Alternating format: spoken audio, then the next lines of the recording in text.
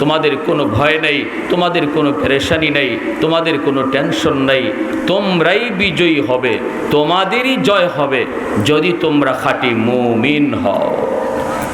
শর্ত হলো যদি আমরা খাঁটি মুমিন হতে পারি তাহলে আল্লাহ আমাদেরকে বিজয়ের ঘোষণা দিছেন, সম্মানের ঘোষণা দিছেন, জয় লাভ করার ওয়াদা দিছেন। সুবহানাল্লাহ।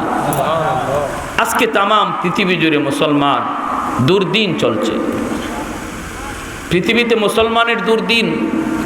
আজকে যেদিকে তাকায় ওদিকে মুসলমান নির্যাতিত, নিপীড়িত। ফিলিস্তিনের জমিনে মুসলমানের কান্নার আওয়াজ, কাশ্মীরের জমিনে মুসলমানের কান্নার আওয়াজ, আরাকানের জমিনে মুসলমানের কান্নার আওয়াজ শুধু নয়, রক্তের দাগ। ভারতের গুজরাটে মুসলমানের রক্তের দাগ এখনো মাটি থেকে মুছে যায় নাই। চীনের উইগরি নির্যাতন, আফ্রিকায়ও নতুন করে একটা ষড়যন্ত্র চলছে মুসলমানদের উপর। প্যারে হাজিরিন, আলজেরিয়ার সাথেও লাগানো হচ্ছে দ্বন্দ্ব। পৃথিবীর যে দেশটাই মুসলিম দেশ, এই দেশের উপরে বেদিন বেঈমানদের নজর পড়েছে, খারাপ নজর। এই অবস্থায় এই বিপদ থেকে আমাদের উদ্ধার হওয়ার পথ কি? কিভাবে আমরা আমাদের হারানো ঐতিহ্য ফিরে পাব? মুসলমানদের তো দুর্দিন থাকার কথা না। মুসলমান লাঞ্ছিত হওয়ার জাতি না, মুসলমান পরাজিত হওয়ার জাতি না। মুসলমানের ইতিহাস হলো বিজয়ের ইতিহাস, মুসলমানের ইতিহাস হলো সম্মানের ইতিহাস, মুসলমানের ইতিহাস হলো শৌর্য বীর্যের ইতিহাস। মুসলমান শাসন করেছে, কিন্তু আজ মুসলমান পরাজিত। কারণ কি? কারণ হলো মুসলমান তাদের সেই মহাশক্তি, যেই পাওয়ার ছিল, সেই শক্তির কথা মুসলমান ভুলে গেছে। ঠিক কিনা জোরে বলেন? আজকে অমুসলিমদের কাছে পাওয়ার আমরা দেখি কি 147, ওদের কাছে অস্ত্র আছে, পারমাণবিক বোমা আছে, বিভিন্ন ধরনের আধুনিক অস্ত্র রয়েছে বেদিন বেঈমানদের কাছে।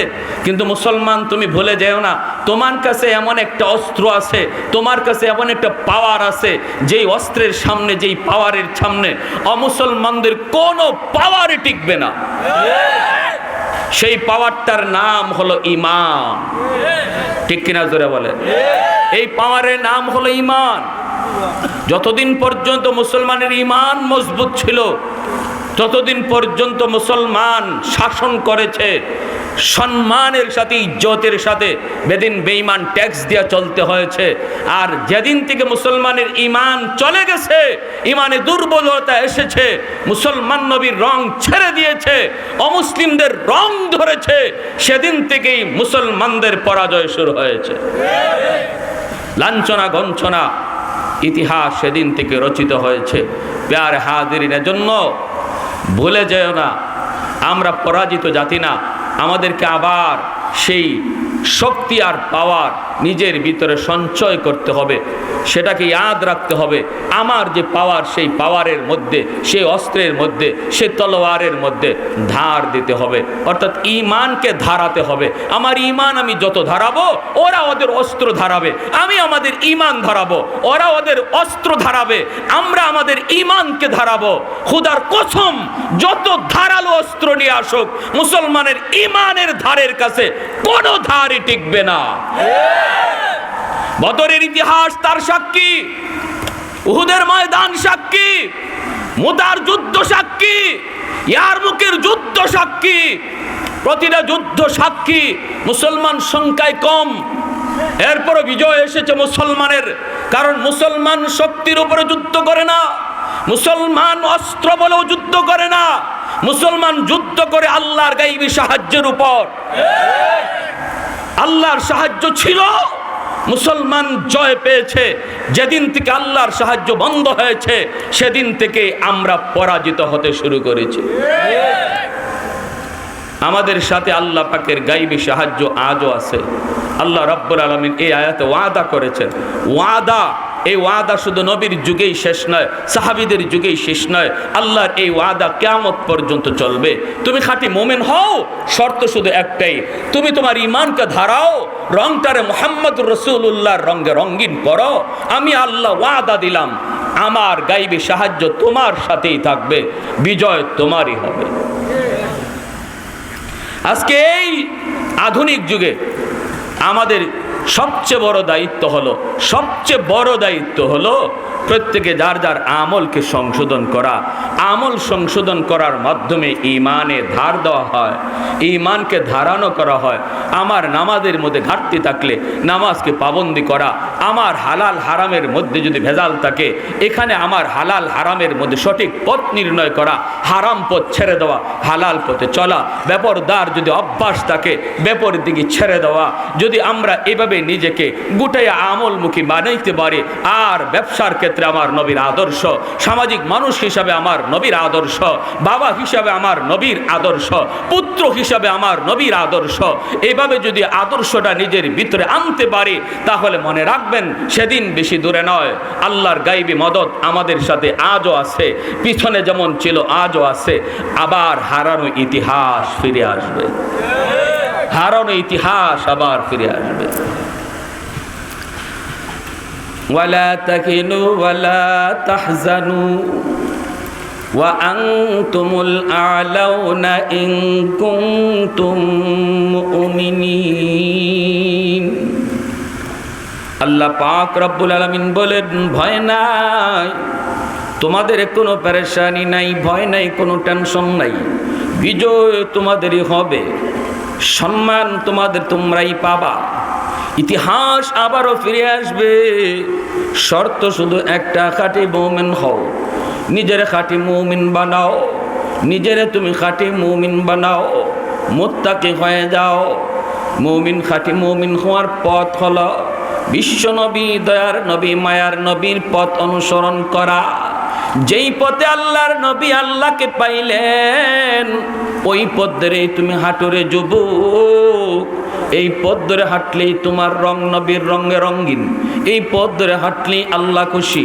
নবী যেই পথে হাঁটছেন এই পথেই আল্লাহ খুশি। ওই পথ দিয়া তুমি নিজের হাঁটাও, এই রঙে রঙিন বানাও। ইহুদিদের রং ছেড়ে দাও, খ্রিস্টানের রং ছেড়ে দাও, অমুসলিমদের রং ছেড়ে দাও, মদিনাওয়ালার রং তুমি ধরো। আল্লাহ রাব্বুল আলামিন তখন তার গায়বী মদদ নবীকে যেভাবে দিছেন আজও দিবেন, ওয়াদা আসেনি না না? আল্লাহ আমাদের বন্ধু, আল্লাহু ওয়ালিয়্যুল্লাযীনা আমানু। আল্লাহ বলেন আমি ঈমানওয়ালাদের বন্ধু।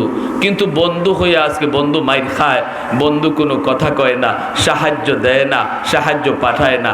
কারণটা কি জানেন? কারণ হলো বন্ধুরে আমরা কঠিনভাবে নারাজ করে ফেলেছি। এমন নারাজ করছি আল্লাহরে, যার কারণে আল্লাহ দেখতেছে আমরা মাইর খাইতেছি, এরপরও আল্লাহ সাহায্য করে না।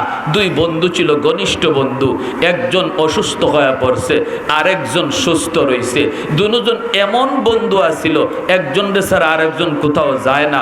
অসুস্থ যে হয়েছে সে বলতেছে, দোস্ত আমাদের এলাকায় একজন আজ ভালো বক্তা আসবে, হুজুরের ওয়াজটা আমার বড় পছন্দ, আমি আজ ওয়াজে যাইতে পারতেছি না, আমি অসুস্থ, কিন্তু তোমার একটা দায়িত্ব দিই, দোস্ত তুমি ওয়াজটা রেকর্ড করে আইনো, নেও, আমি তোমারে 500টা টাকা দিলাম, তুমি তোমার মোবাইলে এমবি ঢুকাইও, রিক্সা ভাড়া দিও, তারপরে ওয়াজটা শুইনো, আর মোবাইলে ওয়াজটা রেকর্ড কইরো, আইনা আমারে ওয়াজটা দিও।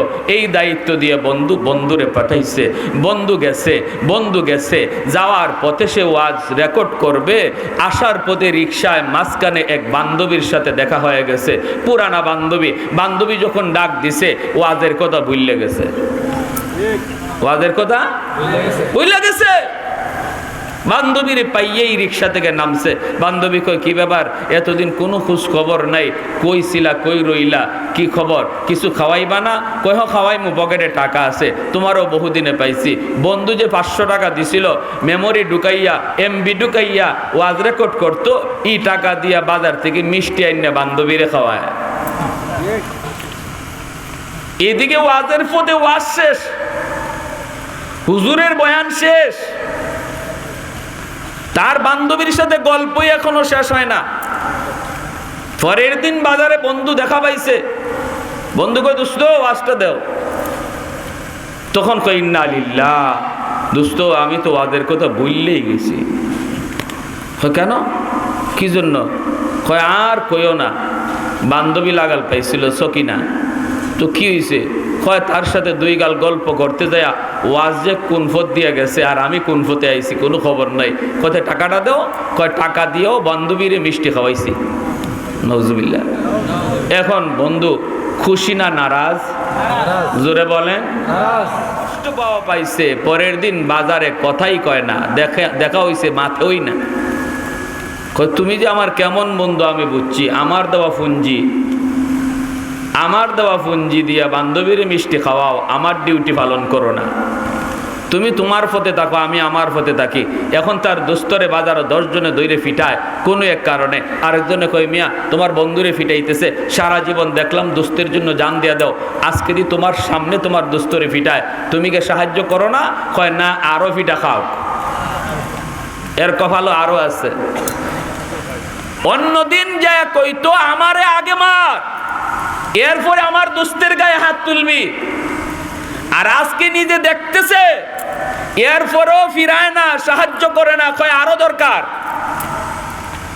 কারণ হলো একটাই, আল্লাহ রাব্বুল আলামিন বলে বান্দা পুঞ্জি দিছি আমি আল্লাহ তোরে, হাত আমার দেওয়া পুঞ্জি, চোখ আমার দেওয়া পুঞ্জি, পা আমার দেওয়া পুঞ্জি, বিবেক আমার দেওয়া পুঞ্জি, সুস্থতা আমার দেওয়া পুঞ্জি। এই সব পুঞ্জি দিয়ে আমি আল্লাহ তোরে একটা ডিউটি করতে পাঠাইছি। ডিউটি হলো আমি আল্লাহর বন্দেগী কর, হালাল পথে চল, হারাম থেকে বাঁচ, নামাজটা পড়। ডিউটি তোর একটা।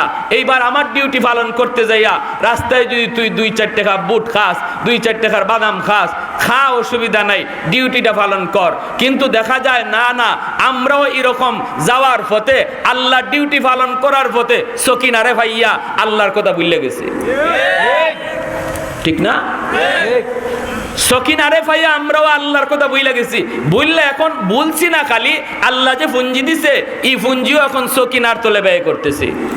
আমার হাত এখন দুনিয়ার কাজে লাগে, আমার চোখ দুনিয়ার হারাম কাজ দেখতেছে, আমার বিবেক হারাম জিনিস চিন্তা করতেছে, বিভিন্ন কথা আজকে আমার আল্লাহর দেওয়া পুঞ্জি আমরা ব্যয় করতেছি দুনিয়ার ওই সকিনার তলে।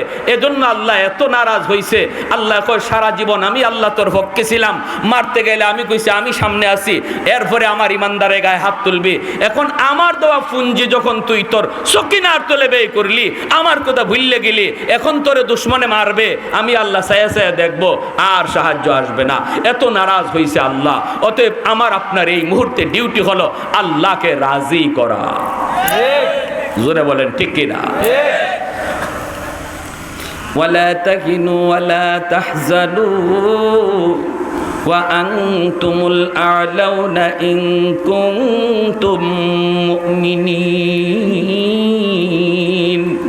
আল্লাহ পাক রব্বুল আলামিন বলে বান্দা কোনো ভয় নাই, কোনো চিন্তা নাই, কোনো পেরেশানি নাই, বিজয় তোমারই হবে যদি তুমি খাঁটি মুমিন হও, নবীর রঙে রঙিন হও, সমস্ত রং তুমি ছেড়ে দাও, চুলের কাটিংটা নবীর মতো মানাউরে যুবক, চিন্তা চেতনার ভিতরে তুমি মার্জিত, শুদ্ধ চিন্তা হালাল চিন্তা মাথায় ঢুকাও, খারাপ চিন্তাগুলি মাথা থেকে বের করো। হাতটা ব্যবহার করার আগে চিন্তা করো কই ব্যবহার করি, পাটা চালানোর আগে একটু চিন্তা করো, পা আমি কোন দিকে নিয়ে যাচ্ছি, এই পা দিয়ে আমি গান শুনতে যাচ্ছি নাকি ওয়াজ মাহফিলে যাচ্ছি। এই রকম চিন্তা করে করে মালিকের সবগুলি পুঁজি তুমি ঠিক কাজে ব্যয় করো। রব্বুল আলামিন বলে বান্দা যতটা অঙ্গ তোমার রয়েছে ব্যবহার করার আগে আমি আল্লাহ খুশি কিনা একটু খেয়াল করো। এইভাবে যদি আমার পুঁজি তুমি ব্যয় করো, আমার ওয়াদা দুশ্মন যত বড় পাওয়ারফুল হোক না কেন, দুশ্মন রাসায়নিক বোমার মালিক হোক, পারমাণবিক বোমার মালিক হোক না কেন, বিজয় আমি আল্লাহ তোমাকে দিব। জোরে কোন সুবহানাল্লাহ। সিদ্দিক আকবরের জমানা, খলিফাতুল মুসলিমিন আবু বকর সিদ্দিক রাদিয়াল্লাহু তাআলা আনহুর জমানার কথা বলতেছি রে আল্লাহর গোলাম, একটু মনোযোগ দিয়ে কথাগুলি শোনো। সিদ্দিক আকবরের কাছে রোম সম্রাট চিঠি পাঠাইল, সন্ধি করার জন্য সিদ্দিক আকবর তিনি 100 জন সাহাবী পাঠালেন, মুজাহিদ পাঠালেন রোম সম্রাটের কাছে। তখনকার সময়ে বিশ্বের পরাশক্তি ছিল রোম আর পারস্য। রোম সম্রাট হেরাক্লিয়াসের কাছে সিদ্দিক আকবর তিনি 100 জন মুজাহিদ পাঠালেন সন্ধির জন্য। এর ভিতরে আমির বানায় দিলেন হযরত খালিদ বিন ওয়ালিদ রাদিয়াল্লাহু তাআলা আনহু, যার উপাধি হলো সাইফুল্লাহ, আল্লাহর তলোয়ার। 100 জন সাথে নিয়ে খালিদ বিন ওয়ালিদ রাদিয়াল্লাহু তাআলা আনহু রোম দেশে রওনা দিলেন। সামনের দিকে যাইতেছেন, যাইতে যাইতে যখন রোম প্রাসাদের কাছে চলে গেলেন, যায় দেখেন ভাইয়েরা বন্ধুরা, প্রাসাদে যাওয়ার আগে যেই দরবার, যেই রাস্তা, যেই বিশ্ব রোড, এই মহাসড়কের চতুর্দিকে দুদিক দিয়ে 1,500 3,000, শুধু নয় 3 লক্ষ সৈন্য তারা দাঁড় করায় রাখছে। 1.5 লক্ষ 3 লক্ষ সৈন্য দুই দিকে দাঁড় করে রাখলো রোম সম্রাট। আর প্রতিটা সৈন্যের হাতে ছিল তলোয়ার। তলোয়ারটা উঁচু করে রাখছে চিকচিক করে। এই তলোয়ার একটার সাথে এইভাবে ক্রস করে রাখছে। মাঝখান দিয়া মুজাহিদগণ যেতে হবে। খালিদ বিন ওয়ালিদ রাদিয়াল্লাহু তাআলা আনহু সাথীদের নিয়ে আসা মাত্রই দেখতে পেলেন নমুনা ভালো না। আনছে দাওয়াত দিয়া সন্ধি করার জন্য, কিন্তু নমুনা বেশি ভালো না। ফুলের সংবর্ধনা মানুষে দেয়, রোম সম্রাট তলোয়ার সাজায় রাখলো সংবর্ধনা জানানোর জন্য। খালিদ বিন ওয়ালিদ রাদিয়াল্লাহু তাআলা আনহু সঙ্গী সাথে নিয়ে তিনি এই তলোয়ারের নিচ দিয়ে হাঁটতে লাগলেন। বিন্দু পরিমাণ তার অন্তরে ভয় নেই। মুসলমান ভয় পাবে কেন? কারণ মুসলমান শুধুমাত্র কেবলমাত্র ভয় করে কারে? আওয়াজ আসতে কেন জোরে বলেন? এ যুবক, খালিদ বিন ওয়ালিদ রাদিয়াল্লাহু তাআলা আনহু তলোয়ারের নিচ দিয়ে বীর বাহাদুরের মতো আগাইতে লাগলেন। একটু তার ভয় নাই। সামনের দিকে আগায় দেখেন একটা গেটটা নিচু করে বানায় রাখছে। এই গেট দিয়ে এই বাদশার দরবারে ঢুকতে হবে, কিন্তু গেটটা এত নিচু, এই গেটের নিচ দিয়ে যেতে হলে মাথা ঝুঁকাইতে হয়, মাথাটা ঝুঁকায় যাইতে হয়। আর গেটের উপরে দুশমন মূর্তি বসায় রাখছে। উদ্দেশ্য হলো মুসলমান গেট দিয়ে ঢোকার সময় যখন তোমার মাথা তুমি নুয়াইবারে, আমরা তখন মনে করব আমাদের দেবতারে তুমি সেজদা দিছ। নাউজুবিল্লাহ। চালাকি, দুশ্মন চালাকি করে, মুসলমান চালাকি করে না, ঠিক কি না?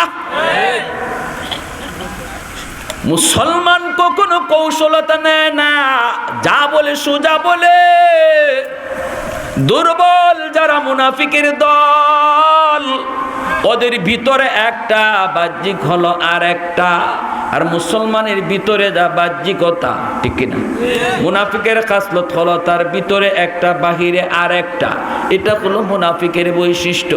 দুশ্মনের দল ভালো করে দেখতেছে মুসলমান মাথা ঝুঁকাবে, মাথা ঝুঁকাইলেই আমরা বলবো আমাদের দেবতার সামনে মাথা ঝুঁকাইছে। খালিদ বিন ওয়ালিদ রাদিয়াল্লাহু তাআলা আনহু তিনি বুঝে গেলেন এ দুশ্মনদের উদ্দেশ্য ভালো না, উদ্দেশ্য হলো দেবতার সামনে মাথা ঝুঁকানো। যেই মাত্র সঙ্গী সাথী 100 জন তারা এই গেটের সামনে যায় দাঁড়ান, উপরে মূর্তি দেখা মাত্রই খালিদ বিন ওয়ালিদ রাদিয়াল্লাহু তাআলা আনহু থমকে দাঁড়ালেন। একটা কদম আর সামনে দেন না। চেহারাটা তার লাল হয়ে গেছে, গুসায় চেহারা লাল হয়ে গেছে, বডিটা তার ফুলে গেছে, মিজাজ অত্যন্ত গরম হয়ে গেছে। কারণ ইসলাম সর্বদা মুসলমানকে শিক্ষা দেয় জায়গা মতো তুমি নরম, আবার জায়গা মতো তুমি গরম। এটাই হলো আমার নবীর আদর্শ। মুহাম্মাদুর রাসূলুল্লাহ ওয়াল্লাযীনা মাহু আশিদ্দাউ আশিদ্দাউ আলাল কুফফারি রুহামাউ বাইনাহুম।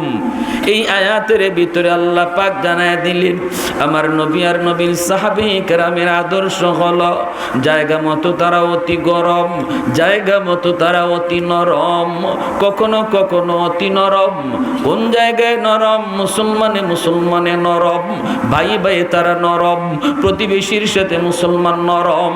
কিন্তু যখন হক বাতিলের দ্বন্দ্ব লেগে যায়, কুফর আর ইমানের ভিতরে টক্কর বেজে যায়, আস্তিক আর নাস্তিকের ভিতরে যখন দ্বন্দ্ব লেগে যায়, উলামায়ে কেরামের সাথে যখন নাস্তিকদের দ্বন্দ্ব বেজে যায়, তখন মুসলমান আর নরম থাকে না, আগুনের মতো গরম হয়ে যায়।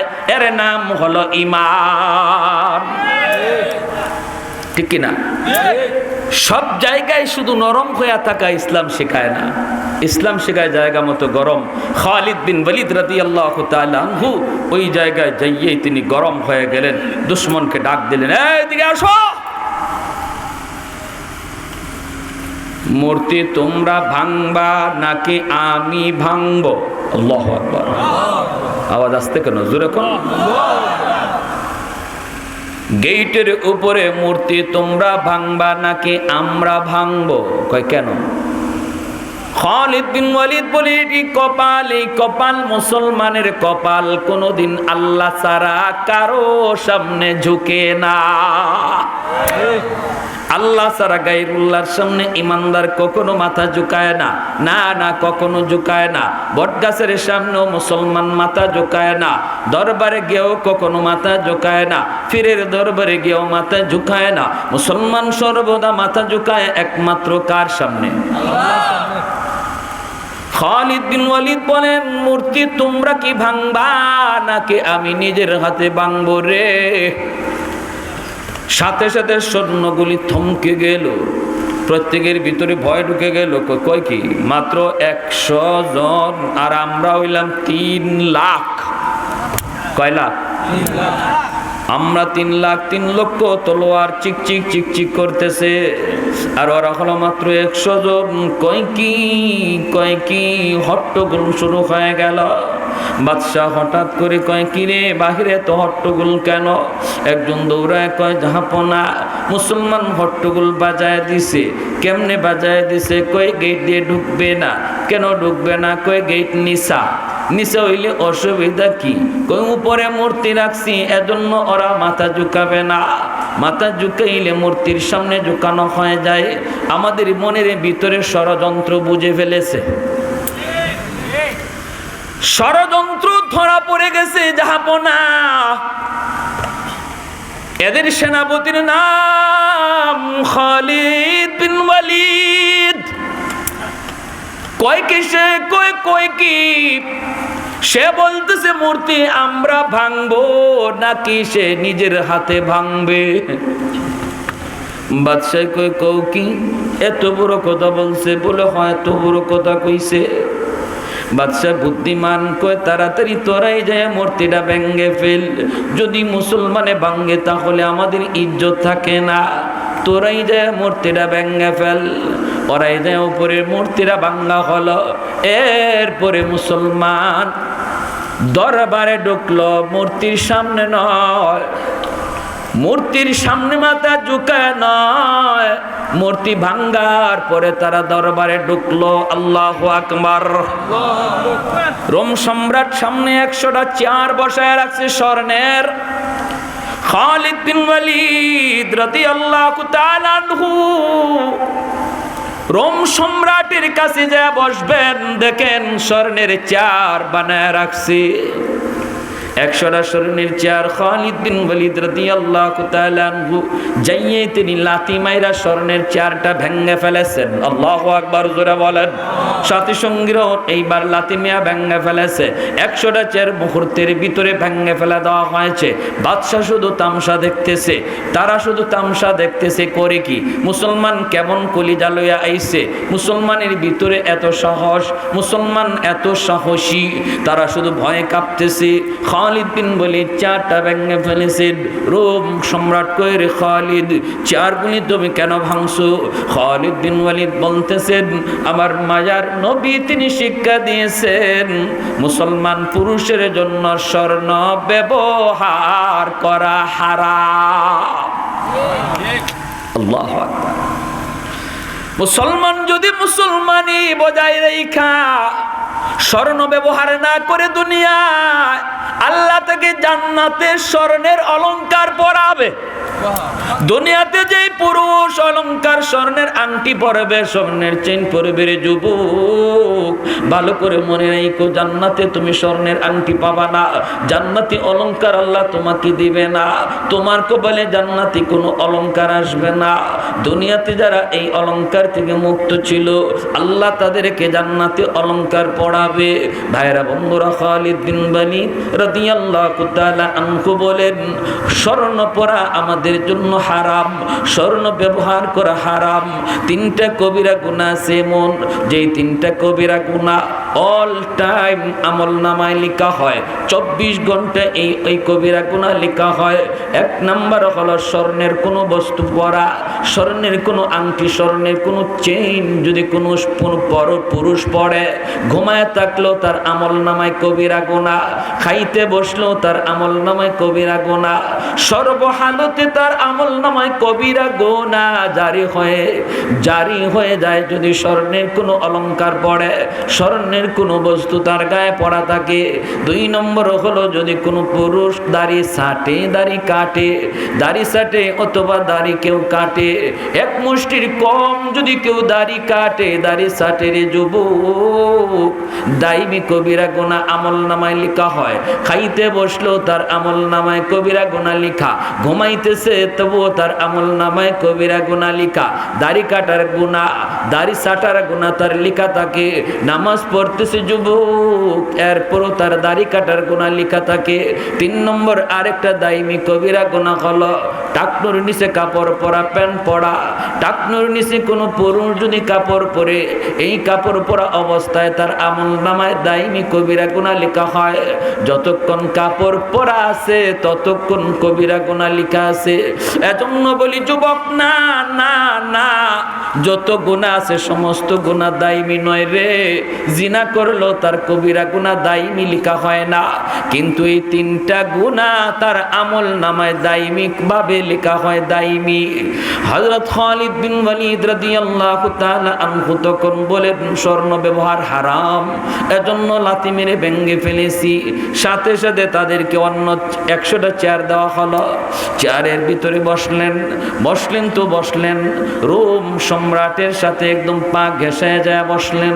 রোম সম্রাট ডাক দিয়ে কয়, খালিদ এইভাবে কেন বসছো? পায়ের উপরে পা উঠাইয়া এইভাবে তলোয়ারটারে আঙ্গুলের মধ্যে লইয়া বাহাদুরি দেখাইয়া তিনি বসলেন। দুশ্মনের সামনে মুসলমানের বাহাদুরি দেখানোটাও ইবাদত। দুশ্মনের সামনে বাহাদুরি দেখানো, জোরে বলেন, পার উপরে পা তলোয়ার আঙ্গুলের মধ্যে ঘুরাইয়া বীর বাহাদুরের মতো বিশ্ব পরাশক্তি রোম, ওই রোম সম্রাটের সামনে তিনি এমন ভাবে তিনি বসলেন। রোম সম্রাট ডাক দিয়ে কই, রে খালিদ এইভাবে কেন বসছো? উনি কয়, আমার বুঝে বাজেই বইছি। ঠিক আছে, বুঝে বাজে বইছো তো ভালো কথা, এবার তুমি বলো কেন, তোমার বুঝটা কি? খালিদ বিন ওয়ালিদ কয়, সন্ধি যদি আমার মন মতো হয় তাহলে মানব, সন্ধি যদি মন মতো না হয় তাহলে এখানেই ব্যবস্থা করে নিব। রোম সম্রাট কই, কি তোমার মন মতো চায় তুমি তাহলে বলো, সন্ধি কেমনে হলে তুমি রাজি? খালিদ বিন ওয়ালিদ বলেন, আমার প্রস্তাব হলো তোমরা সবাই কালেমা পড়ে মুসলমান হয়ে যাও। রোম সম্রাট কই, এটা কেমন করে কথা? সবাই কালেমা পড়ে মুসলমান হলে সন্ধির দরকার কি? তোমার এখানে আনার দরকারই বা কি? আর কোনো প্রস্তাব আসেনি? খালিদ বিন ওয়ালিদ বলে, দ্বিতীয় একটা প্রস্তাব আছে, ক্ষমতা তুমি ছেড়ে দাও, ট্যাক্স দিয়া দিয়া তুমি চলবা, আর রোম শাসন হবে মদিনা থেকে। আল্লাহু আকবার। খলিফাতুল মুসলিমিন আমিরুল মুমিনিন আবু বকর সিদ্দিক রাদিয়াল্লাহু তাআলা আনহুর শাসনে রোম চলবে রে, আর তোমরা ট্যাক্স দিয়ে দিয়ে চলবা। এই কথা বলতে রোম সম্রাট কয়, এটাও তো সম্ভব না, এটা কেমনে হয়, এটাও সম্ভব না, একটু হুশে ঘুষে কথা কও। বাহিরে কিন্তু 3 লক্ষ সৈন্য তলোয়ার দেখে আসছনি। এই কথা বলতে খালিদ বিন ওয়ালিদ তিনি সাথে সাথে তলোয়ারটা রোম সম্রাটের ঘাড়ে ধরলেন। ঘাটটার মধ্যে দইলে তিনি বলতেছেন, সম্রাট চোখ লড়াইবা না, গর্দনও লড়াইবা না, খালি ইশারা দিবায় তলোয়ার দিয়ে তোমার কল্লা সাথে সাথে আলো। তলোয়ার ধরছেন এখানে দইরা বলতেছেন, আমাদেরকে সসম্মানে বের হওয়ার সুযোগ করে দাও। সৈন্যগুলিরে বলো যার যার হাত থেকে তলোয়ার যেন ফেলাইয়া দেয়। রোম সম্রাট কাঁপতেছে ডরে, কারণ বুঝে তো এটা মুসলমান, যা কয় তা করে। ঠিক কিনা জোরে কর, এটা মুসলমান, যা কয় তা করে। এমনি সম্রাট কয় যার যার অস্ত্র ফালাইয়া দাও। অস্ত্র ফালাইয়া দেওয়া হলো। খালিদ বিন ওয়ালিদ সঙ্গীদেরকে নিয়ে সসম্মানে ঘোড়ার পিঠে সওয়ার হইয়া তিনি আবার মদিনায় ফিরে আসলেন। জোরে করে সুবহানাল্লাহ। রোম সম্রাট নিজেকে অত্যন্ত বেইজ্জত মনে করল। পরের বৎসরই চিঠি লিখল মদিনার খলিফা আবু বকর, তোমার মুজাহিদ, তোমার সৈনিক খালিদ আমাকে বড় অপমান করে চলে গেছে, আমি এর প্রতিশোধ নেব। 1 লক্ষ নয় কয় লক্ষ লইয়া আইতেছে, ঠিক নাই, 1 লক্ষ সৈন্য লিয়া মদিনায় হামলা করব, পারলে তুমি ঠেকাইও, পারলে তুমি ঠেকাইও। এই চিঠি খলিফাতুল মুসলিমিন আবু বকর সিদ্দিক রাদিয়াল্লাহু তাআলা আনহুর কাছে চিঠি পাঠাইল। খলিফাতুল মুসলিমিন আমিরুল মুমিনিন আবু বকর সিদ্দিক রাদিয়াল্লাহু তাআলা আনহু তিনি চিঠি পাওয়া মাত্রই সাথে সাথে সাহাবায়ে কেরামদেরকে নিয়ে, সঙ্গী সাথীদের নিয়ে তিনি পরামর্শে বসে গেলেন। জরুরি পরামর্শ ডাকা হলো। মুসলমান মোকাবেলা করার জন্য প্রস্তুতি নেয়, মোকাবেলা করার জন্য প্রস্তুতি নেয়। রোম সম্রাট 1 লক্ষ সৈন্য পাঠিয়ে দিল মদিনায় হামলা করার জন্য। লোহিত সাগরের পার দিয়া ওরা মদিনার দিকে আগাইতেছে। এই অবস্থায় আবু বকর সিদ্দিক রাদিয়াল্লাহু তাআলা আনহু বলেন, আমি 1000 সৈন্য পাঠাবো। এই 1000 সৈন্য মোকাবেলা করবে 1 লক্ষ দুশমনের। সেনাপতি নিযুক্ত করলেন খালিদ। ও খালিদ, তোমাকে সেনাপতি নিযুক্ত করলাম। খালিদ বিন ওয়ালিদ রাদিয়াল্লাহু তাআলা আনহু সেনাপতি নিযুক্ত হইয়া তিনি রওনা দিয়া দিলেন মদিনা থেকে। রে যুবক, দুশমন হলো 1 লক্ষ, মুসলমান মাত্র 1000। রওনা দিয়ে দিলেন। আবু বকর সিদ্দিক রাদিয়াল্লাহু তাআলা আনহু দোয়া করে পাঠিয়ে দিলেন। খালিদ বিন ওয়ালিদকে বলতেছেন, দোস্ত যাও, ভরসা করবা আল্লাহর উপর, কারণ মুসলমান সংখ্যার উপরে যুদ্ধ করে না, মুসলমান অস্ত্রের উপরও যুদ্ধ করে না, মুসলমান যুদ্ধ করে আল্লাহর গায়বী সাহায্যের উপর। এই বইলা দোয়া করে তিনি পাঠায় দিলেন। তিনি আসলেন আর বললেন, লোহিত সাগরের পার দিয়া যাও, দুশমন ওই দিকে আসতেছে, যেখানেই দেখা হবে সেখানেই প্রতিহত করবা। খালিদ বিন ওয়ালিদ তিনি বের হয়ে গেলেন সৈন্য সামন্ত লইয়া। দুশমন সামনের দিকে আগাইতেছে আর এই দিক থেকে মুসলমান যাইতেছে। ওরা হলো 1 লক্ষ, মুসলমান হলো মাত্র 1000। এরপরও 1000 সাহাবায়ে কেরামের পাগড়ি আর নবীর সুন্নতি লেবাস দেখা মাত্র দুশমনের কলিজায় ভয় ঢুকে গেল। নবীর সুন্নতির ভিতরে, নবীর সুন্নতির ভিতরে, নবীর রঙের ভিতরে দুশমনের কলিজায় ভয় লাগে। ঠিক কিনা জোরে বলেন? এজন্যই দুশমন মুসলমানের রং চেঞ্জ করতে চায়। কয় মুসলমানের দাড়ি ফালাও, মুসলমানের টুপি সরাও, মুসলমান টাই পরো, মুসলমান প্যান্ট পরো, মুসলমান আমাদের মতো তোমরা শার্ট পরো, মুসলমান আমাদের সুরতে চলো, যেন তোমাদেরকে দেখলে মনে হয় তোমরা আমাদের মতো। মুসলমান নবীর রং তোমরা ছেড়ে দাও, কারণ নবীর রংটারে দুশমন বড় ভয় পায়, দুশমন বড় ভয় পায়। রং যদি ছেড়ে দেয় তাহলে ওদের ভয় অন্তর থেকে সরে যায়। এই হলো দুশমনদের ষড়যন্ত্র। এই ষড়যন্ত্রে জালে আমরা আবদ্ধ হয়ে পড়েছি। আজকে মুসলমানের দিকে তাকাইলে বোঝা যায় না নবীর উম্মত না অন্য উম্মত, বোঝা যায় না কোন জাতি। এটা বেদিন বেঈমানদের ষড়যন্ত্র, ঠিক কিনা? দুশমন ভয় পেয়ে গেছে, ওই দিকে দুশমন আর এইদিকে মুসলমান। এই অবস্থায় চলছে চলছে, যুদ্ধ শুরু হবে, কিন্তু প্রস্তুতি নিতেছে। ওরাও থেমে গেছে, এরাও থেমে গেছে, থেমে গেছে। ওই অবস্থায় রাত কাটাইতেছেন খালিদ বিন ওয়ালিদ রাদিয়াল্লাহু তাআলা আনহু। এই রাত্রে তাবুতে স্বপ্ন যুগে মায়ার নবীরে দেখছেন। ফজরের নামাজ পর খালিদ বিন ওয়ালিদ ডাক দেয়া কই, মুসলমান, স্বপ্ন যুগে আমি দয়ার নবী মায়ার নবীরে দেখছি। নবী আমাকে বলতেছেন, খালিদ ভয় পেও না, ভয় পেও না, ওরা কিন্তু ময়দানে 1 লক্ষ আসবে না, তোমরা 1000, এজন্য ওরা ময়দানে আসবে মাত্র 40,000, 60,000 তাবুতে থাকবে, ভয় পেও না। আর আমি আল্লাহর পক্ষ থেকে সুসংবাদ জানাই রে খালিদ, এই যুদ্ধে তোমরা সংখ্যায় কম হলেও আল্লাহ তোমাদেরকেই বিজয় দান করবে। স্বপ্নের বিবরণ তিনি ফজরের নামাজের পর সঙ্গী সাথীকে শোনায় দিলেন, আমার নবীর কথা শোনায় দিলেন। সবার মনের ভিতরে একটা আশা জাগলো। নবী ভবিষ্যৎবাণী করেছেন, নবী স্বপ্ন যুগে জানাইছেন সুসংবাদ। তারা এই রকম যুদ্ধের প্রস্তুতি নিতে লাগলেন। সারিবদ্ধ করে তিনি দাঁড় করালেন, এক সারি আগে এক সারি পিছনে, সারিবদ্ধ করে দাঁড় করালেন। যুদ্ধে যাবার টাইম কাছায় গেছে, কাছায় গেছে।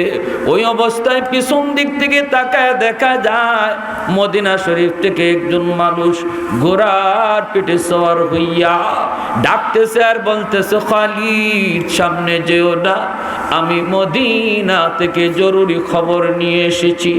আমার কাছে খলিফাতুল মুসলিমিনের পক্ষ থেকে একটা চিঠি, এই চিঠিটা না পইরা তোমরা যুদ্ধে যেও না, যেও না। আমার কাছে একটা জরুরি চিঠি, চিঠি না পইরা যাও না। আওয়াজটা দেওয়া মাত্রই সেনাপতি খালিদ বিন ওয়ালিদ রাদিয়াল্লাহু তাআলা আনহু তিনি থেমে গেলেন। আল্লাহর গোলাম অপেক্ষায় রইলেন মদিনার কাসিদ কি চিঠি দেয়। চিঠিটা দেওয়া মাত্রই চিঠিটা হাতে নিলেন। হাতে নিয়ে দেখেন খালিদ চিঠির মধ্যে 3টা ফরমান, 3টা কথা লেখা রয়েছে। 3টা কথাই বড় কষ্টের, বড় কষ্টের। ইসলামের ঐতিহাসিক ইতিহাস নির্ভর একটা এরকম যুদ্ধ, যেই যুদ্ধ খ্রিস্টানদের সাথে মুসলমানদের সবচেয়ে বড় যুদ্ধ। যুদ্ধের নাম হলো ইয়ারমুকের যুদ্ধ। এত বড় যুদ্ধ মুসলমানদের খ্রিস্টানদের সাথে ইতিহাসে এর আগে কখনো হয় নাই। ভাইরা বন্ধুরা, চিঠিটা হাতে নিলেন। খালিদ বিন ওয়ালিদ চিঠিটা হাতে নিয়ে দেখেন প্রথম কথাটা লেখা, ও সেনাপতি খালিদ, তুমি যে মদিনার শাসক হিসাবে আবু বকর সিদ্দিক রাদিয়াল্লাহু তাআলা আনহুকে রেখে গেছো, সেই খলিফা তিনি ইন্তেকাল করেছেন। এখন থেকে মদিনার খলিফা হযরত ওমর ফারুক রাদিয়াল্লাহু তাআলা আনহু। খলিফাতুল মুসলিমিন আবু বকর ইন্তেকাল করেছেন, নতুন সেনাপতি, নতুন খলিফা হয়েছেন ওমর। শোনা মাত্রই খালিদ বিন ওয়ালিদের চোখ থেকে দরদর করে পানি পড়ে। মনে পড়ে গেল বিদায়ের সময় খলিফার সেই দোয়ার কথা, দোয়ার কথা মনে পড়ে গেল। আর তিনি কান্দেন আর বলেন, দোস্ত, তুমি তোমার দোস্তরে পাঠাইছো যুদ্ধের ময়দানে মাত্র 1000 সৈন্য দিয়া 1 লক্ষ দুশমনের মোকাবেলায়, কিন্তু তুমি তো তোমার বন্ধুর বিজয় দেখে যেতে পারলা না।